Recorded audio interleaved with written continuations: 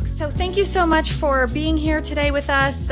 We are going to, talk about everything from Golf 101, budgeting, sponsorship, and how to make the event fun with contests and different ways to raise money and engage your guests and bring them back year after year. So, I'm just going to let Blake.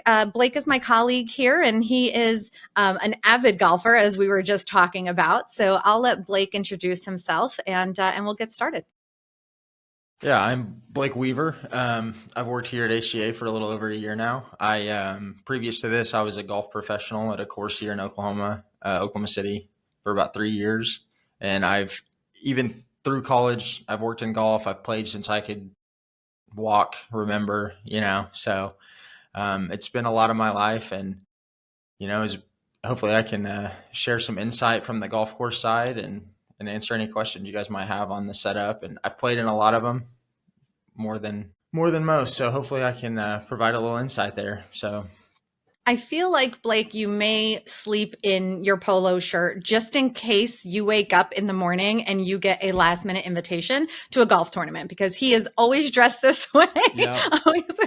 I only wore a polo for today, just for fun. But I'm Sandy Hilsenrath. I'm one of the fundraising consultants here at HGA, and I was in the nonprofit space as a development manager for 18 years, so almost 2 decades. And I ran countless golf tournaments. And so, I am a testament to, you don't really have to know a whole lot about, it's helpful, but you don't have to know a whole lot of golf and I've never actually even played golf, but I did put on about 15 golf tournaments or so. And so, we'll talk about, when we jump into committees, we'll talk about the importance of surrounding yourselves with those who do know and can help out. But we are HGA Fundraising, and we are here helping nonprofits raise more money with the most profitable auction items in fundraising. So let's jump in, Blake.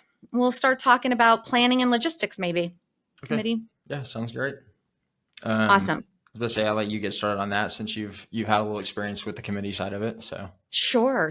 So just like any event, if you're planning a gala or casino night, committees are really going to be super important, right? And so those are the people getting the buy-in from your community and your network that you're working with in the organization is really going to be paramount to your ability to bring others to the tournament and getting the word out. Right. Blake, what has been your experience with different types of committees? Because I know you've put on a lot of tournaments. So. Yeah. So from the golf course side, typically we'll have 1 or 2 or 3 contacts, depending on the organization, that kind of do some planning with us. And we definitely try to, help with what we can. But you can find out pretty quickly who has their stuff together, who's organized, right, and knows, what their goal is. But I think it's huge. Part of the committee side is like picking, where we're playing, where do our people want to play, and what time of year is it going to be 100 and humid, like right now? Do people want to do that? Right. Yeah. No, the committee. It's kind of everything as far as that's concerned when you're looking at making money on your tournament. Yeah. I think too, it's important to have a strong chair. I always had the benefit of having a strong chairperson to really head it and be the vocal piece of it, the mouthpiece of it. But the other committee members are also vital. And so, when you're thinking about, and in my experience, I don't know if this has been your experience, but someone always self-identifies, right? Like, hey, when you're in a board meeting and you're talking about, what your strategic plan for the year, you always have somebody say, well, why don't we do a golf tournament? And so that's typically how the conversation has started. And so let's see if that's, doable. Let's see if it's going to be profitable, and let's do all the research that we need to do. Right. And so who are going to be the key players? Start identifying those folks. It's someone who has, like yourself, has participated in golf tournaments and knows their way around a golf course typically, right? And also has the network, If they're spending, if it's a executive at a bank and they're spending their days, on the course making deals, well, that's probably a pretty good person to have on your team, right? For sure. Because they're going to help you, get that out there. Also, I think having a member, and we'll dive into, finding a venue and such, but that person may also be a member at a club. And so that can be that'll start your initial research and a jumping off point so you can start looking at venues. For sure. And I mean, at the course I was at, I mean, we had 3-4 openings kind of a year. I mean, most of the same tournaments come back. I think part of that is we did a good job, but also whether it was an initial connection, like someone's a member, like you were saying, or whatever that may be, that is a lot of the time how that ends up materializing. Yeah. And I mean, sometimes some of these courses, right, you have to have a member endorse Yeah. you. Mm-hmm. Correct. Yep. So that's a good starting point when you're even considering venues in your area. Do you know someone that's there in case you do need a sponsor or, Oh, yeah. an endorsement from someone? So, what what should you be looking for in a golf club, a golf course? I think to kind of parallel it, I think it kind of be like doing a gala. Like, how many people do you expect that you can have, especially on the first year? Most of the time they grow. So Mm-hmm. I've seen tournaments start at, public courses that are with very small, numbers of participants, and they've grown all the way to, some of the higher end private courses and have huge, AM, PM, tea times.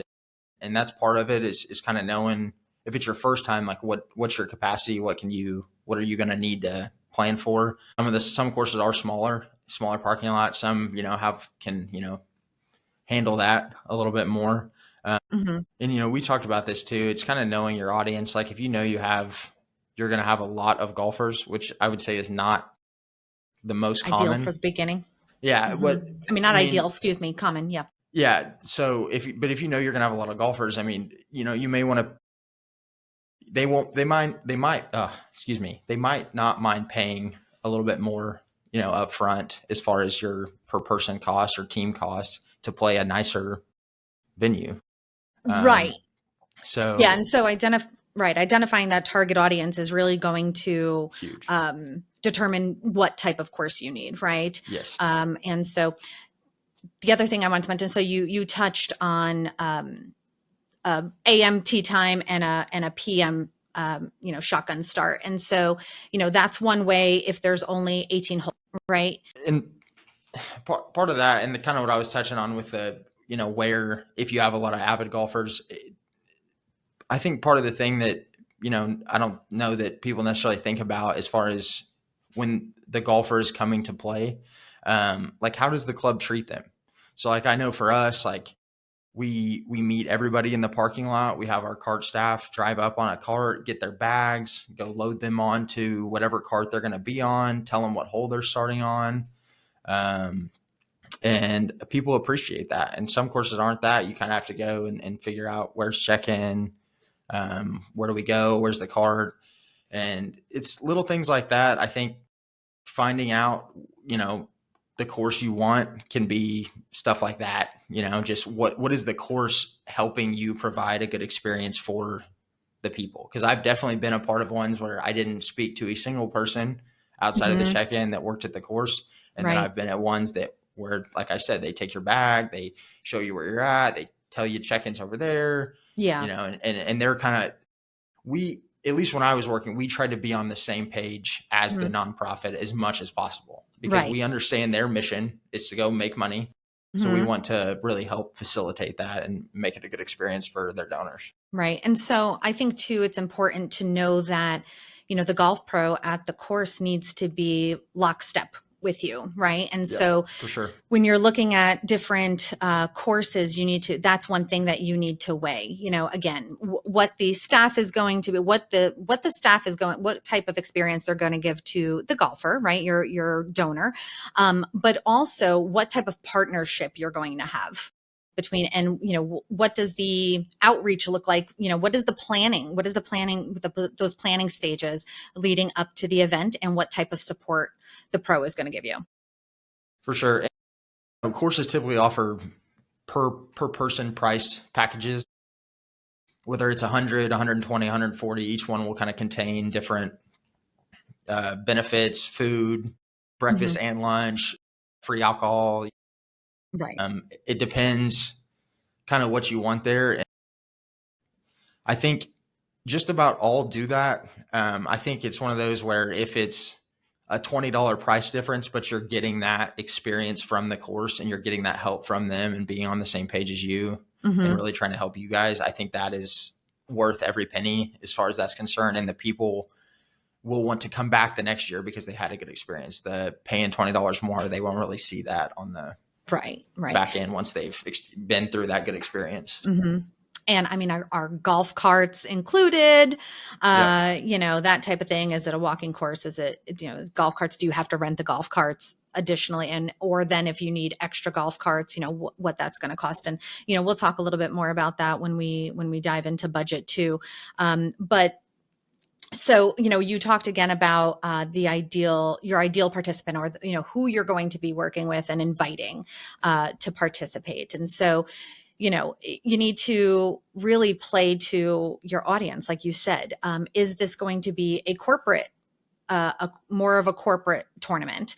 Are you going to have banks, or then is it the tech community and they're going to come out and that's who or is it a community? Is it just, your average supporter and they're going to come out? So really you need to figure out who your audience is, talk about, what course is going to be a draw as well. Of course, they're there to support your mission. And hopefully, they're invested in what you do and the work you do, but also just, consider that too. Where do people want to play? Right. And I was just they're definitely there to support the cause.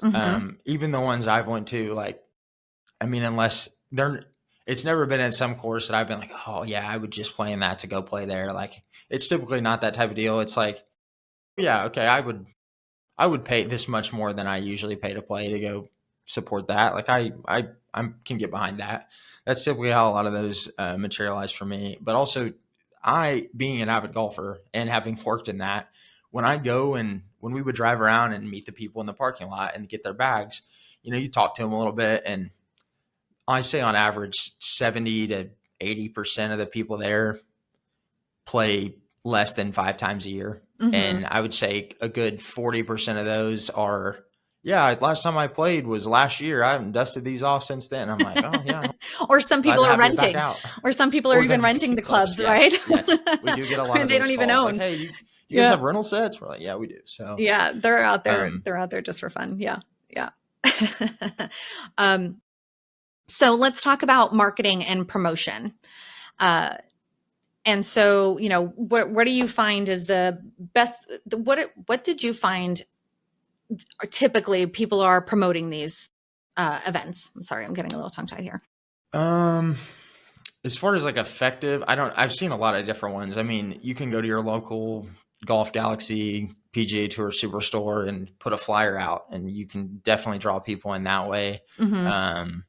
But I mean, there's not really I wouldn't say there's a cheat code for that. I mean, that's a lot of just like a gala. I mean, you've got to get out there and post about it and talk to people and make calls and try to get people involved in wanting to play. Yep. Social media. Yeah. Social media is a huge one. Yeah. Sure. In any type of promotional materials that your nonprofit is putting out, you definitely want to add that in there. If you have a newsletter or something like that, your email lists are going to be huge. Get those out there too. But also, we've been talking about this a lot. You have a board, obviously, and part of their function is to help you get the word out. Now, these folks are busy, right? They all have their jobs and, they're busy. So what we recommend is writing the email for them. If you want them to go out there and invite their network to your event, write the email for them, or write the social media post for them, and really take out the guesswork, because they may need even a little help with, the message, right? The messaging. What does your organization do? Why am I involved? They should always be sharing the why, right? So this is what's happening. This is what I'm attending. Will you join me? But this is why I'm doing it.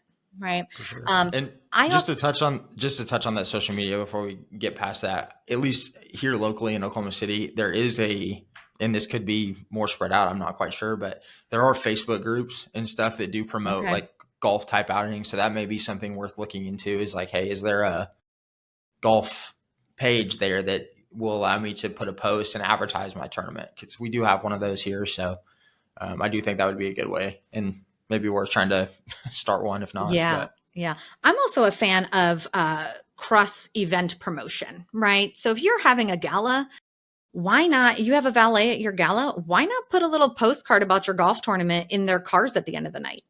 for sure. So, you're not putting it out on a table that's for them to grab, or maybe you do. Maybe you have a couple volunteers standing at the doors as people are leaving and saying goodnight, thank you for coming, and here's our next event. And so, but I love the idea of throwing it in someone's car because they're taking it home with them. It's already in there. There's no guesswork on that. It's going home with them. Um, Also, I was just going to say on that too, you know, I'm a pretty decent player. So here and there, I've gotten invited with people that have already paid for a team, and that a lot of tournaments are like that. You'll have some mhm. supporters that they'll buy a team, then they'll figure it out. They'll put someone that works for them or with them or whatever. They'll just kind of throw one together.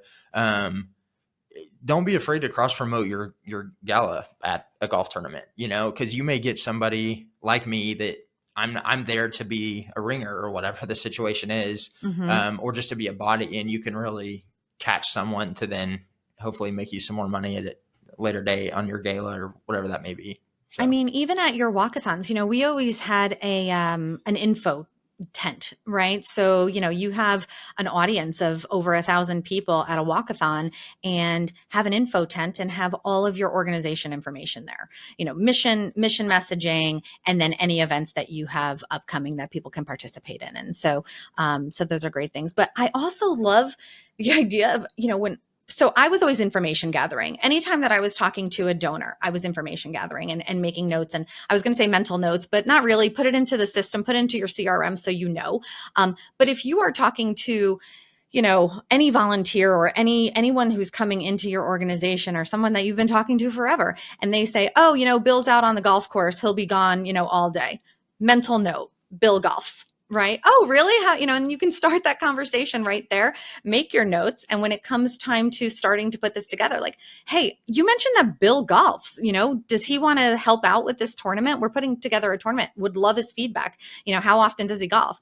And so, all of those conversations, you should always, when talking to donors, always be data collecting, right? And yep, really, I said this before, it's one thing to know someone, or know about them. It's a different thing to know them, right? So you can know something, but once you get a full scope of who these people are and what they're interested in, that's going to help you identify those committee members. And again, I mean, your board is always a good place to start too. And they can always bring someone, your hope is that, well, I've got a buddy that golfs a lot too. He's the president of XYZ, I'm going to bring him to this and see if we can move the needle. for So, sure. so cross event. I also, just a quick note too, before we move on, but I used to like to include a golf foursome at the golf tournament as an auction item in my auction at the gala.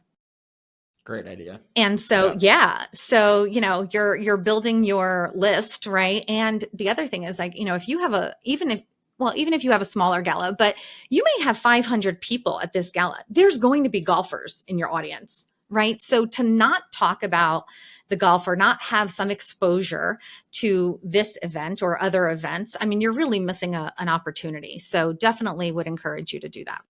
It's like I said, with don't be afraid to mention your gala to you may have some golfers there that aren't necessarily they got invited along. I mean, same thing at your gala. You may have some golfers that were invited along to the gala that's like, oh yeah, I'll buy a team. Like I'm gonna do that. So yeah, for sure. That's huge. Exactly. Exactly.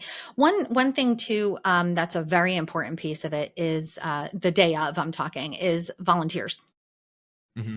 And so, talk a little bit about, and I mean, I can do this too, but I'd love to hear from you. Talk a little bit about how different organizations utilize volunteers the day of. Okay, so I have a couple different experiences with this. Okay. I have some good ones and some not so good ones from at least working and playing. I we have some tournament or we had some tournaments that we have seems like 14, 15, 20 people there with the organization, Mm-hmm. and like 7 of them are sitting inside at the table on their laptop, maybe working or doing whatever they do for their day job, and some people are standing around talking to each other, and then you may have 1 or 2 out on a hole somewhere.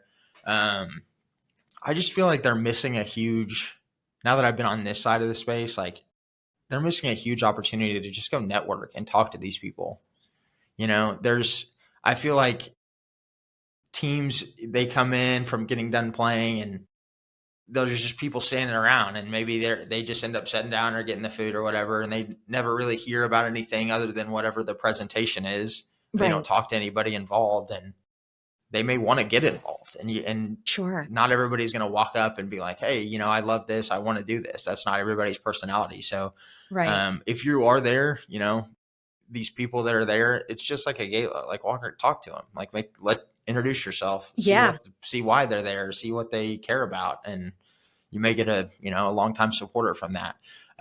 Some of the better ones, it seems like I would have trouble finding anyone but like the whoever's in charge, because they have them going around doing specific things, whether Mhm. that's they have some an ice chest on a hole and they're making sure that's Right. refilled, or they're on a tee box just promoting a sponsor of their tournament, and just talking to the people. And I just think that goes a long way for the experience, because Right. it gets to feel more personal. You get to know somebody.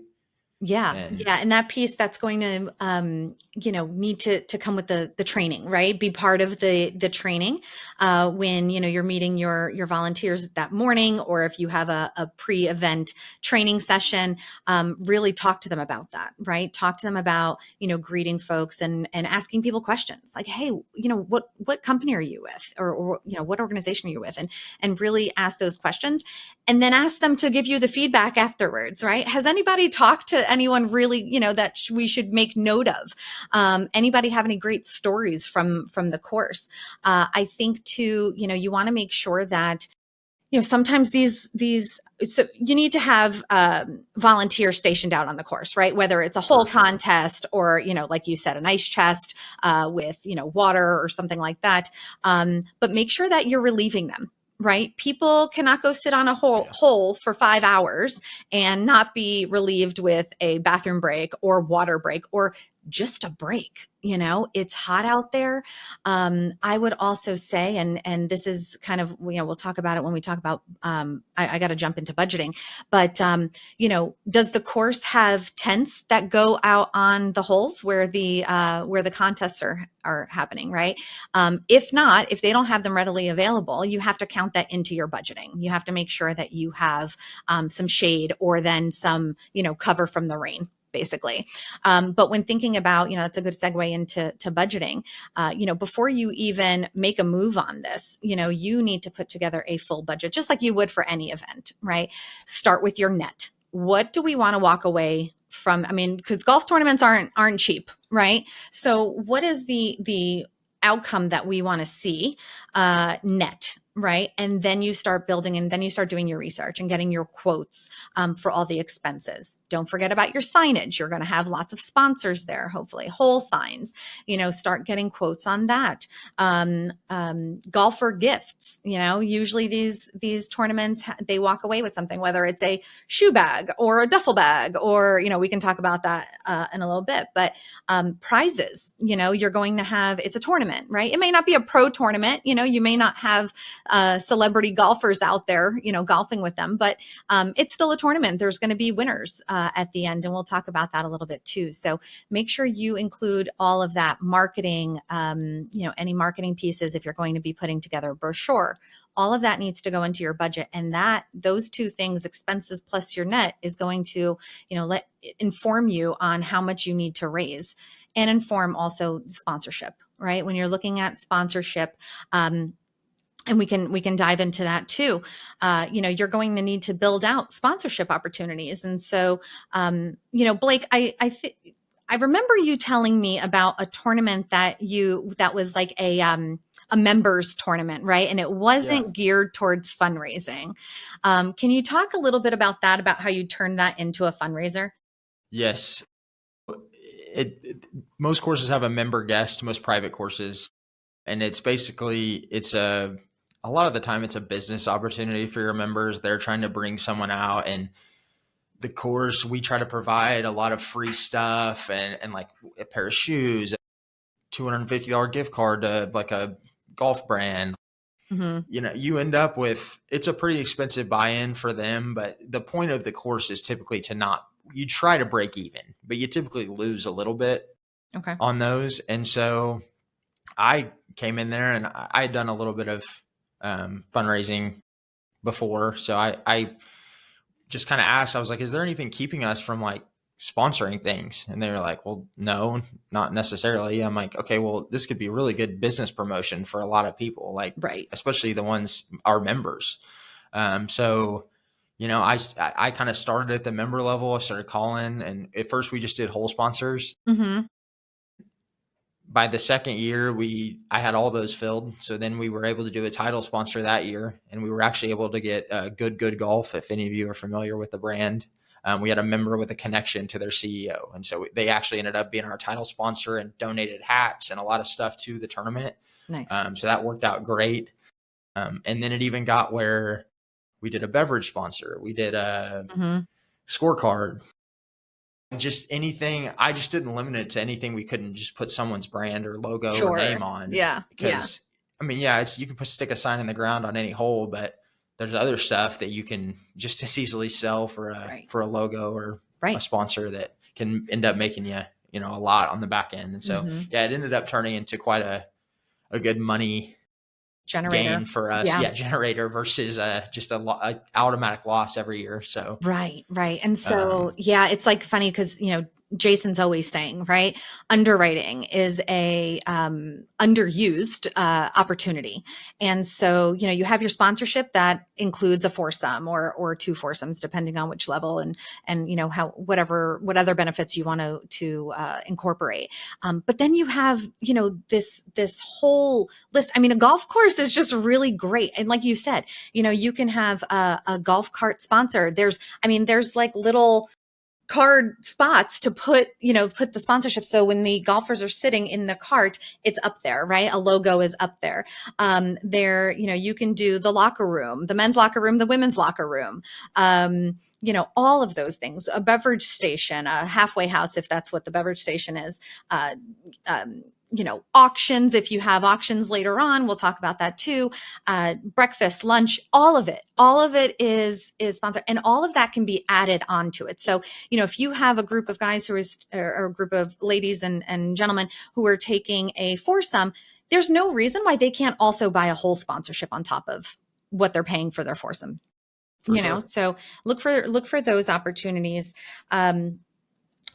Blake, talk to me about local business partnerships. Okay, so that was kind of where also I went outside of the members, as I went to the one like our insurance agents and stuff like that, and that actually was quite a bit of fun. I kind of got a couple of them bidding against each other, trying to be the agent at the course. But no, there's a company that I had connection to from my hometown, which is up in northern Oklahoma, and they have a dealership for that company here in the city. Mm-hmm. And so I just reached out and I was like, hey, both my parents worked here, and I work for this course. We're doing a tournament, a member guest. We're going to have X amount of people. Like, I think it'd be a good sponsorship opportunity. Like, what do you think? I can't remember, 1,500, whatever it was. And they immediately got back and were like, yeah, actually, we could do a little bit more, depending on what would be the, benefits of that. Cause I had kind of reached out to them with a more lower tier sponsorship level. And Okay. they were like, oh, well, we might actually be interested in one of your bigger Higher ones. So then higher tier. yeah, Okay. and we That's didn't even great. have them at the time. Yeah, it was Yeah. great. And we didn't have them at the time. So we made some, we Okay. figured out a That's way to, give them a better spot, more coverage. yeah. So And that that can be huge. That goes back to your committee. Like you said, pick people can really leverage their relationships outside of, you know, the nonprofit itself or whatever, just to go get those sponsorships from local businesses. And they want to promote. You're going to have a lot of local people playing in an event. Like they would like to have mhm. their branding out there, recognize that they're supporting a good cause. So Right, right. And, I would say don't discount the benefit of, working these relationships after the golf tournament, right? And you have to treat every one of your donors and sponsors, regardless if it's a gala or not, as a long-term relationship that you're trying to build. Right. And for so sure. that goes for golf tournaments as well. And so you should definitely be following up with your sponsors after, not only with your impact that they had on your mission, their impact that they had on your mission, but also what the ROI for them. I was listening to Victoria Emily Bapp talk about how she made her tournament into a networking, and really focused on the networking aspect of it. And that's a huge benefit, right? I mean, if you have, tech companies, say it's primarily tech companies. Well, those people want to network with one another, right? And Yeah. so, what she would do is have I guess an opt-in, email list that would like kind of a directory, like a player directory that they would send out to all the sponsors afterwards.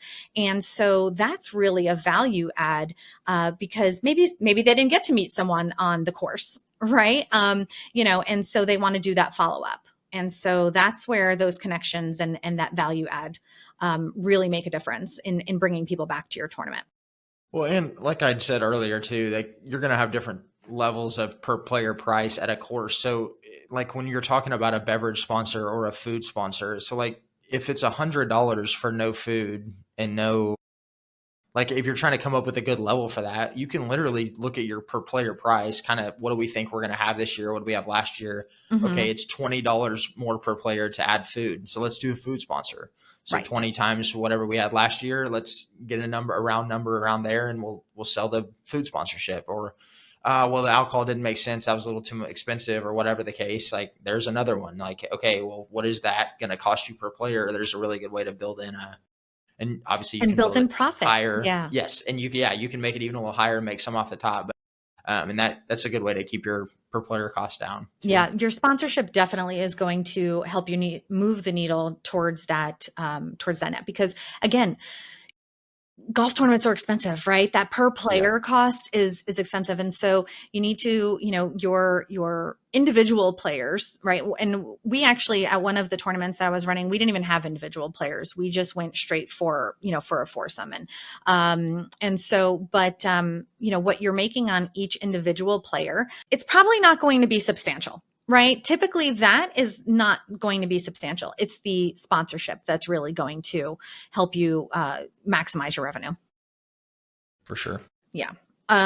Okay. So let's talk about the fun.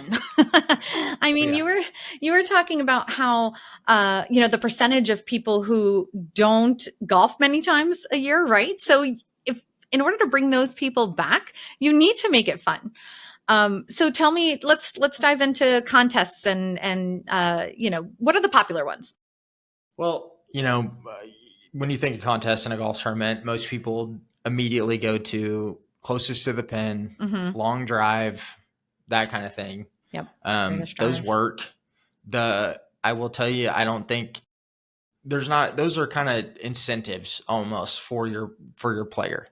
The ones I always had the most fun in doing were almost like a side game, and it was something you would pay on the tee box for. Like, hey, for X amount of dollars, you can do this. And if you make it, you know, you get to move up to the front tee boxes, or you get a hole in one on this par 5 if Right. you're able to. And and one I told you about that I thought was fun. This one's There was so cool.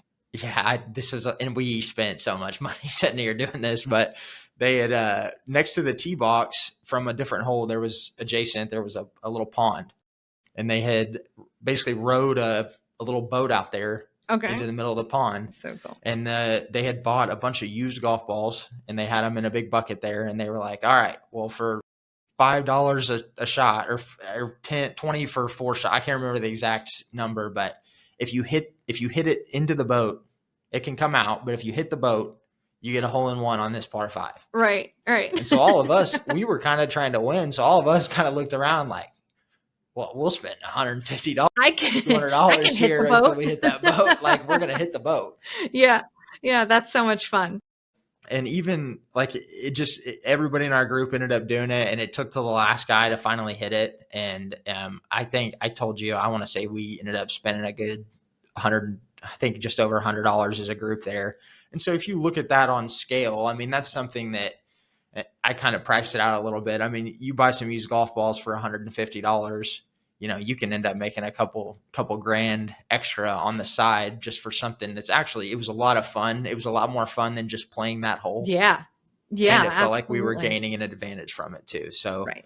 And then you're going to have, you're going to have your regular ones, just like you said, right? Closest to the pin. Those are the normal ones, but these are just super, super fun. I wanted to, and we're going to talk about how to involve your corporate sponsors, in on these contests, right? And so I did forget to mention before that when we were talking, so this kind of all goes to a few things that we were talking about, but when we were talking about volunteers and hole contests, right? You're going to have volunteers sitting out at your hole contests. Now, that could be a benefit of a corporate sponsorship and having their folks sitting. So they would man the volunteers for a particular hole contest. And so now you're giving the sponsor an opportunity to have one-on-one conversations with the golfers, which is, why they're sponsoring, right? They want to get seen. They want to be seen by the golfers. And so, what better way than to have representatives and make it kind of like an exhibit, like an event, have exhibitors out there, but have them out there, and so you get the benefit of having volunteers, right? And recruiting. So if you're having an issue recruiting volunteers for the day of, yes, it is during the day. People are working, depending on the time of year, people may be in school and such still. But now you have employees from the sponsors coming out and enjoying the day and connect and being able to connect. And so that's another one of those things, relationship building with those sponsors. For sure. Yeah. Yeah. And that's like you'd said, like, yeah, it's perfect for that. Put somebody out there with, now the games you're collecting money, I would say maybe try to keep it to your volunteers. But yes, any of the long drive, close to the pin, stuff like that, whatever hole, if you can kind of align those to their whole sponsor or whatever they happen to be sponsoring.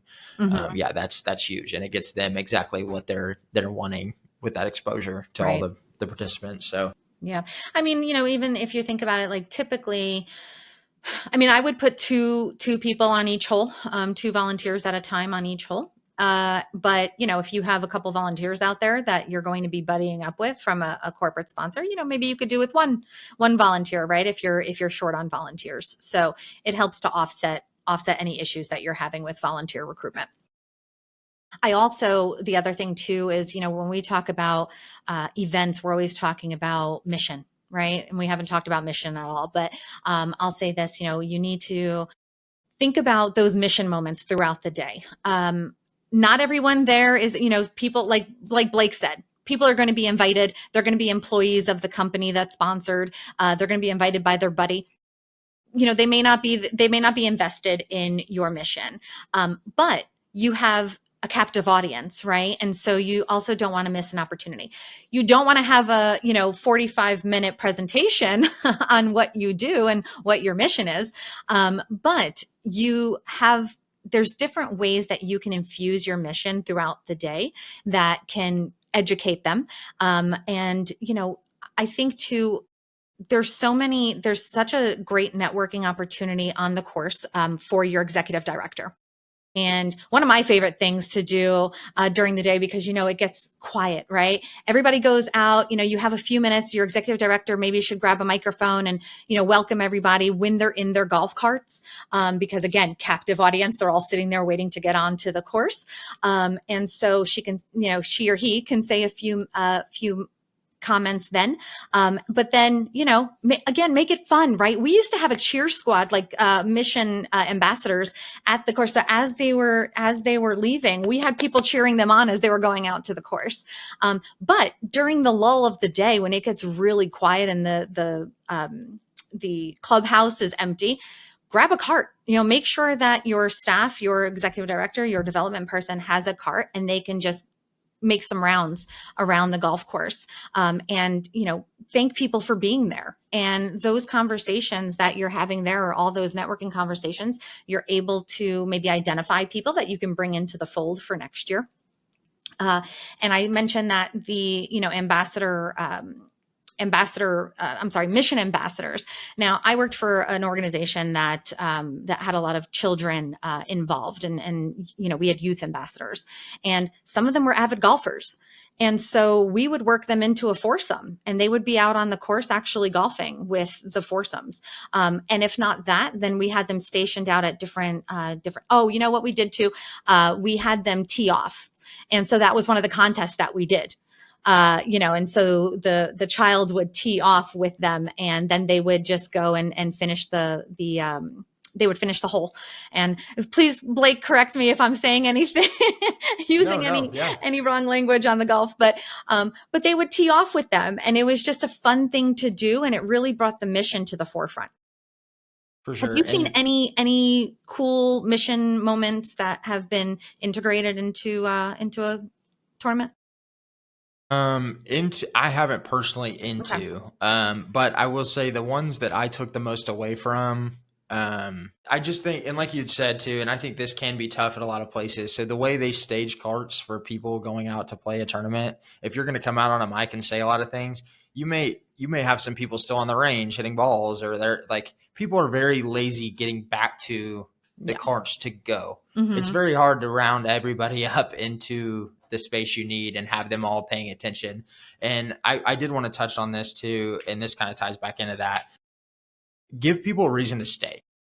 Mm-hmm. And so if you want to touch on your mission at the end, like if it's like for Oklahoma, if you have your tournament in September, early September, I mean, it's hot. It's still hot. I mean, and you go out there for 5 hours. It's a slow round. Like there's not always, I mean, some people just want to get out of there. Mm-hmm. So I think I was trying to think of some creative ways. And one I had seen that really worked was when you get your goodie bag at check-in or your, those things from the nonprofit, say, hey, like, we're giving you this. We're also going to have something for everybody at the end. So make sure you come in whenever you turn in your scorecard, and we'll get your team like the other half of your. So like maybe that's something you can split up and give them a reason to come back in. So if you do at the end, if that's the way you're doing this, and that kind of goes back into if you wanted to do an auction, gala, anything afterwards, same way, give them a reason to come back in. Also pay first, second, last. You have people that come every year that don't golf, or maybe they golf once a year in that. Mm-hmm. Give them a way to win. Let them leave with something. Third place doesn't need anything. And like we're not even out here to win stuff anyway, but it does give those people that just shot whatever they shot, and now they just turn in their scorecard and they're like, I was hot and I'm just ready to get out of here. Whatever.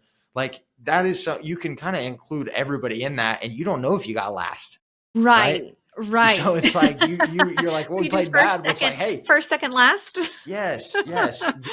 Okay. Like I've seen a couple do that, and I loved it because it gave, and it's kind of a fun moment, especially if you have some relationships with anyone on the team, or one of them is a donor or something. I mean, I've heard them get on the mic and kind of make fun of them a little bit, and just all in good fun to razz them. It's and everybody in the room laughed, and it was a good time. Like it was good vibes, for lack of a better term. And So yeah, I think that's huge, and I don't think you see enough of it. And that kind of goes back into those games. Give people a chance to make a hole in one on a par five. That could change their entire Right. standing and Oh, they're giving you money yeah. to do it. So yeah, some of those prizes that can help the score can be huge for the people trying to win and the people maybe not doing so hot. So You know, but also I we will put say, together, oh, sorry, I was just going to say, I no, did put together a list of some games that I've come across or played in. There's, I think, 5 or 6 on there. I believe Courtney is going to send that out she is.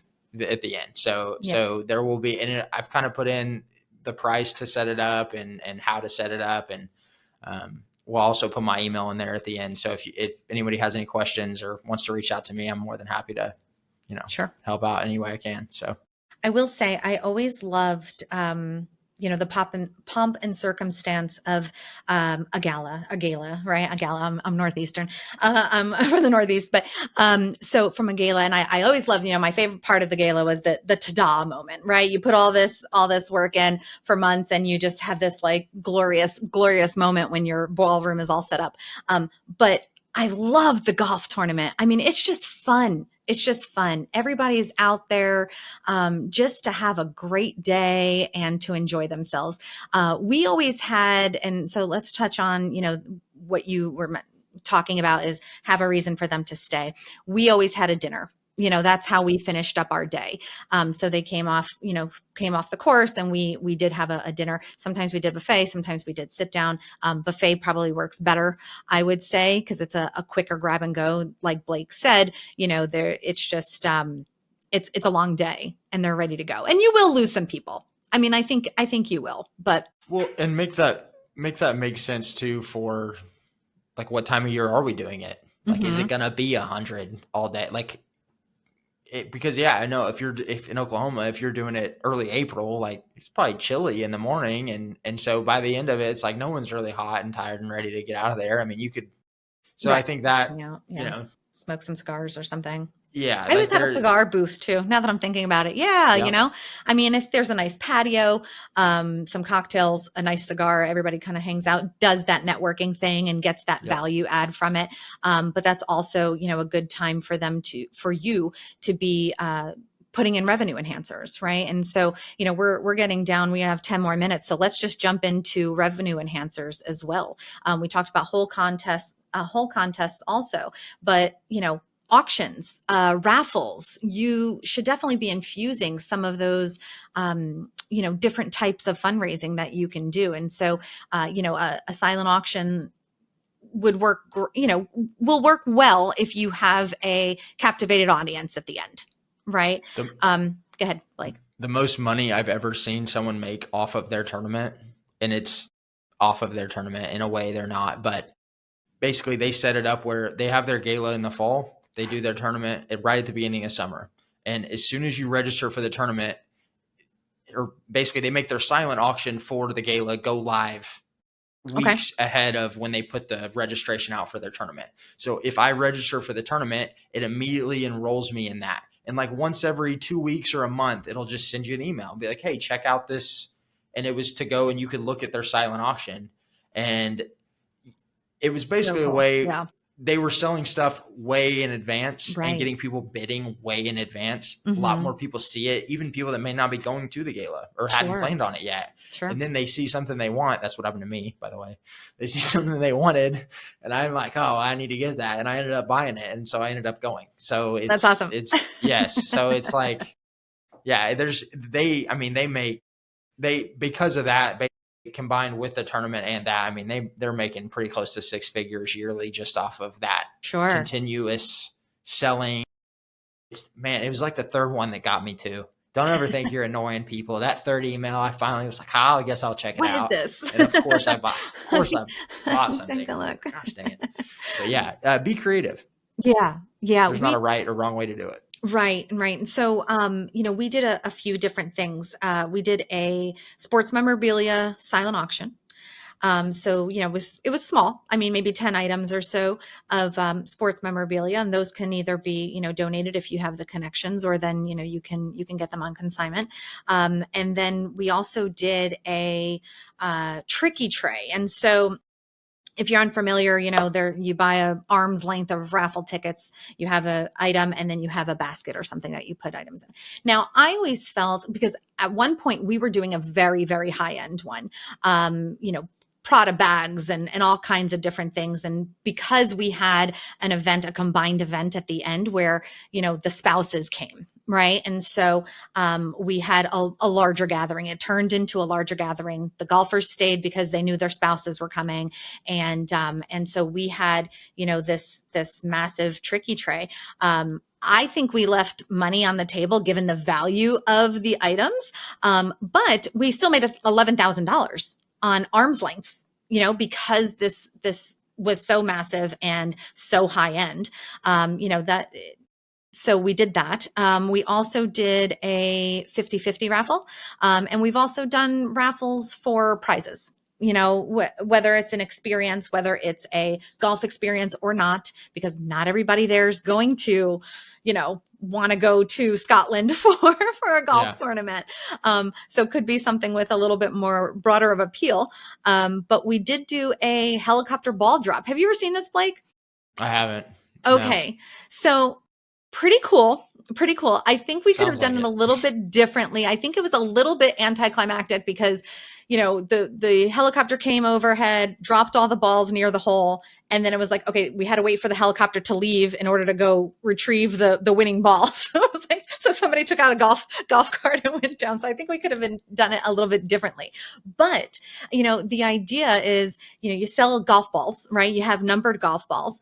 You sell those as your raffle ticket, and then they get shipped off. And this only works if you have an airport nearby, right? We had a smaller local airport. And so during the day we sold them in the morning. During the day we had someone drive out to the airport. And I mean, it was literally 20 minutes. And so they drove out to the airport, gave the balls to the helicopter pilot, and then they went over the putting green, I guess, and then dropped them. And so it was just a ton of balls that came out of the helicopter. And it was the closest one, or the one that went into the hole that won. So gotcha. Oh, that is very cool. Yeah, that would be cool to see too, as a participant. But hey, on the raffle thing, I have seen those work very well. One of the bigger tournaments we had was an AM PM tee time. They had two different. They had an 8 and a 1, and they did a raffle, and this was previous to me working here. I'm not quite sure what it was, but they were able to sell one in their morning tee time to 100 people, and they were able to sell it in their afternoon tee time to 100 people. So they ended up doing 2. So yeah, I think those can really work. And awesome. So well, listen, we're almost at time here. And so if anybody has any questions, please drop them in the chat.